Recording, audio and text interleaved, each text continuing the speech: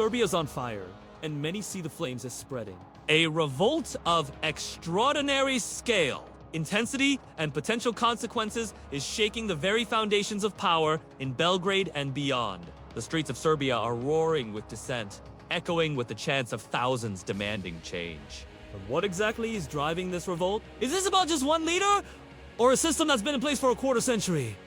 How did things get so bad? And what does it mean for Serbia and the region? Let's find out! Over the past 9 months, Serbia has been convulsed by the largest public uprising in decades. It began not with a political manifesto, but with tragedy. When a railway station canopy collapsed in Novi Sad, killing 16 people, this fatal collapse became the spark that ignited a nation's fury. What followed wasn't a colored revolution. It was a popular rebellion. Ordinary people, mostly students, rising up, demanding justice and accountability. They weren't puppets of foreign powers.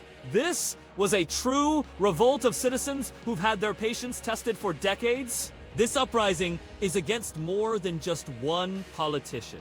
It's a protest against 25 years of extraction of resources, of labor, of value from Serbia to the world.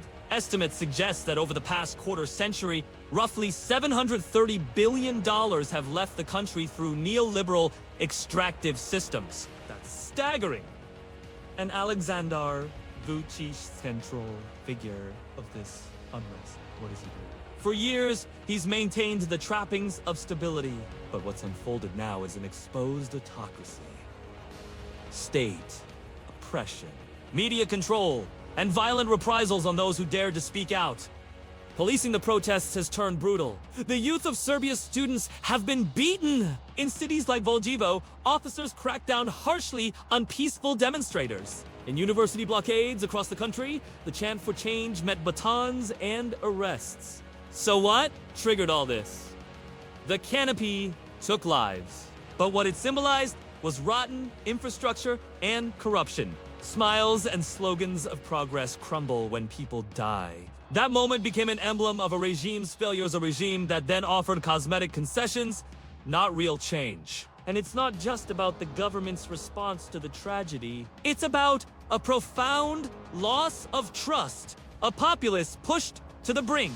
Voices on the ground tell of shattered faith in a leader who promised much but delivered little.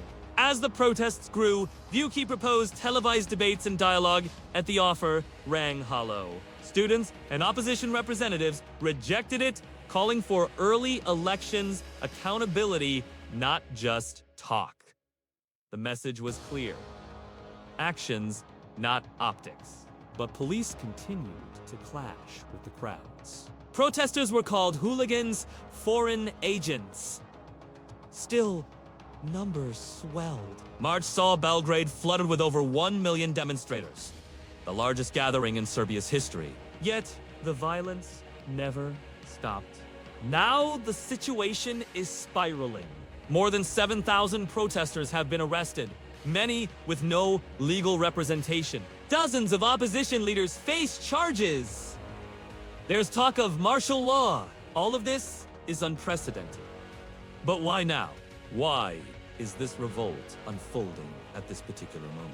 We made a show on similar protests last year in Iran, how they started from the death of a young woman in police custody and how they soon engulfed the entire country. We spoke then about how personal tragedies can ignite collective anger and transform an entire society. Well, something similar seems to be happening in Serbia. The canopy collapse was the spark, but what it ignited was already smoldering within the hearts and minds of the Serbian people. 2.5 decades of discontent, of dashed hopes and unfulfilled promises, of systemic corruption and stark inequality. The canopy was the tipping point. The tragic incident revealed deep-rooted issues. Infrastructure in sharp decline, corruption rampant, and a populace held hostage by fear and resignation. For too long, Serbs have lived under the shadow of a system that seemed impervious to change. The canopy collapse brought it all to the surface.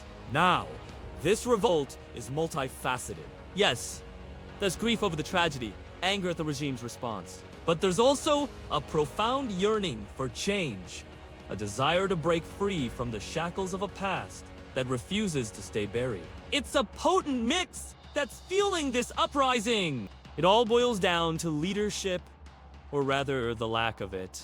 Vucic's regime has been synonymous with stagnation. His policies, seen as retrogressive, his leadership style, the people of Serbia have grown weary of his rule. But this isn't just about voter fatigue. It's about a leader who's lost touch with the pulse of his people. Vucic's disconnect from the realities on the ground is staggering. While he may enjoy support among certain segments of the population, the majority are yearning for a new direction, a departure from the status quo. The question is, what does this new direction look like? What are the demands of the people? What do they envision for their future? As we delve deeper into the heart of this revolt, we find a populace that's disillusioned with Vucic's leadership. His policies seen as regressive, his style autocratic. The people are tired of his rule, and they're not afraid to show it. This isn't about political affiliations or party loyalties. It's about a collective urge for a better future, for a Serbia that reflects the aspirations of its people. The voices on the ground are clear. They demand change. They want a leader who understands their struggles, who shares their dreams for the future, who can unite the country, not divide it. But amidst this turmoil, amidst the clamor for change, there's also a sense of uncertainty. The people of Serbia are brave, but they're also cautious. They know that change won't come easy. They understand the risks they're taking, but their desire for a better future outweighs their fears. It's a potent mix of courage and hope that's driving this revolt. And let's not forget the significance of this moment. This isn't just another protest. It's a watershed moment in Serbia's history.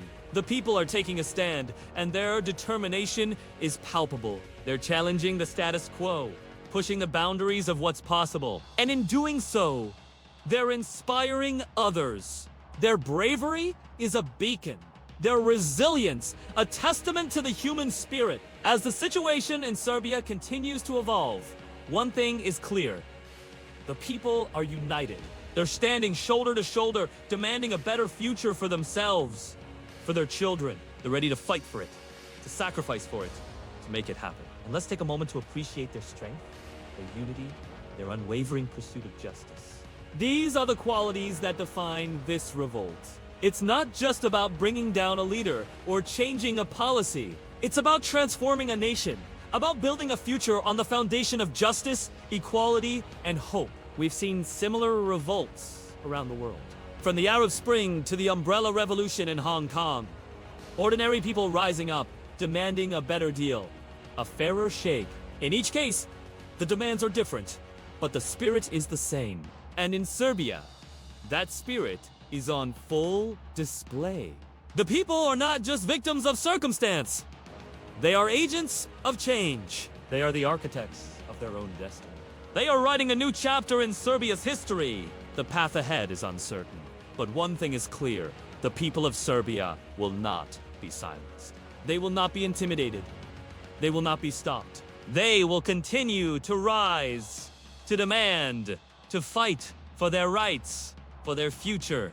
And as they do, they have our admiration, our respect, and our solidarity. We stand in solidarity with the people of Serbia. We salute their courage, their determination, and their unwavering pursuit of justice. May their voices be heard. May their demands be met.